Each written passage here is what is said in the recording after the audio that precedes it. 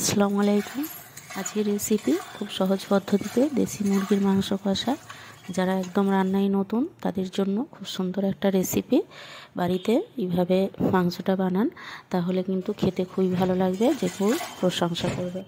এখানে আমি 1 কেজি পরিমাণ দেশি মুরগির মাংস রান্না দেখাবো। তার জন্য এখানে আমি 50 গ্রাম পরিমাণ সরষের তেল ভালোভাবে গরম করে নিয়েছি, আর গোটা গরম মশলা আর একটা শুকনো লঙ্কা ফোড়ন দিলাম।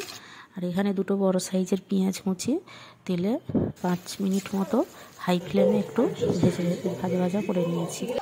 এখানে পেঁয়াজটা ভাজতে ভাজতে সামান্য পরিমাণ চিনি দিলাম, আর খুব সামান্য পরিমাণ হলুদ গুঁড়ো দিয়েছি। এতে করে তরকারির কালারটা খুব ভালো আসবে এবং খেতেও টেস্ট লাগবে। পেঁয়াজটা যখন ভালোভাবে লাল হয়ে যাবে, তারপর আমি 2 চামচ পরিমাণ এখানে আদা রসুন বাটা দিয়েছি।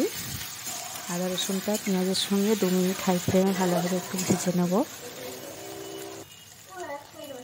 আচ্ছা, এখানে দেশি মুরগির মাংসটা ভালো করে পরিষ্কার করে ধুয়ে এই বাটিটাতে পানি ঝরাতে দিয়েছিলাম। তারপরে এটা পেঁয়াজের সঙ্গে 10 মিনিট হাই ফ্লেমে নেড়ে চেড়ে একটু ভেজে নেব। এখন ওভেনটা হাই ফ্লেমেই থাকবে। এটা একবার করে নেড়ে দিতে হবে। দিয়ে 10 মিনিট মতো ভাজলে দেখবেন এই মুরগির মাংসটাতে যে চর্বিটা আছে সেটা ছেড়ে একটু তেল মতো হয়ে যাবে। তখন আমি মশলাগুলো দিয়ে দেবো। এখানে আমি লঙ্কা গুঁড়ো, হলুদ গুঁড়োটা যেহেতু আগে একটু দিয়েছিলাম তাই অল্প পরিমাণ দিয়েছি। ধনে গুঁড়ো, জিরে গুঁড়ো আর গোলমরিচ গুঁড়ো দিলাম। দিয়ে মশলাটা দিয়ে আবার 3-4 মিনিট হাই ফ্লেমে একটু কষে নেব। তারপরে আমি এখানে বেশি করে একটু পানি দিয়ে নিচ্ছি। 1.5 চামচের মতো পানি দিলাম, মানে মোট 5-6 কাপ পরিমাণ। যেহেতু এটা দেশি মুরগির মাংস তাই সেদ্ধ হতে একটু সময় লাগবে। দিয়ে ঢাকা দেবো 25 থেকে 30 মিনিটের জন্য। এটা মিডিয়াম টু লো ফ্লেমে দেবো, মাঝে মাঝে একটু হাই ফ্লেম করে নেড়ে দিয়েছি। তারপরে দেখুন 30 মিনিট পরে খুলে এটা দেখাচ্ছি। এখানে মাংসটা প্রায় 90% মতো সেদ্ধ হয়ে যাবে। এটা কষতে কষতে দেখুন কালারটা চেঞ্জ হয়ে যাবে একদম, আর তেলটা ছেড়ে যাবে।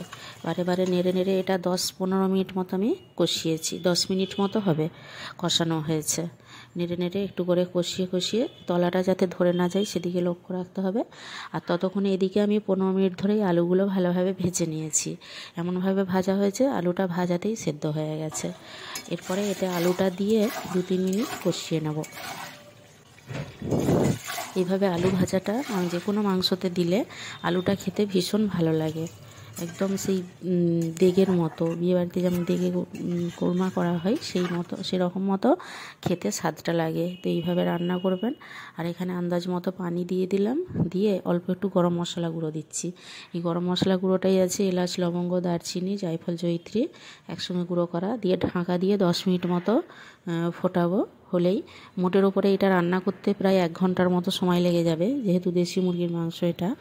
আর চিকেন হলে তো এমনি পোলট্রি মাংস হলে 35 থেকে 40 মিনিট লাগতো। তো এইভাবে রান্না করে 10 মিনিট পর সার্ভ করছি। দেখুন কালারটা খুব সুন্দর এসেছে। তার মানে এই নয় যে ঝাল খুব বেশি হয়েছে, কিন্তু এর টিপসগুলো প্রথম থেকে ফলো করবেন। এইভাবে দেখলে আপনারা রান্না করবেন, দেখবেন খুব সুন্দর এরকম কালার আসবে এবং খেতেও ভীষণ ভালো লাগবে। তো আশা করছি আপনারা বুঝতে পেরেছেন। আপনারা যদি ভিডিওটি দেখে ভালো লাগে প্লিজ একটু সাবস্ক্রাইব করে দেবেন, পাশে থাকবেন। ফিরে আসবো অন্য কোনো ভিডিও নিয়ে। আপনারা সকলে খুব ভালো থাকবেন।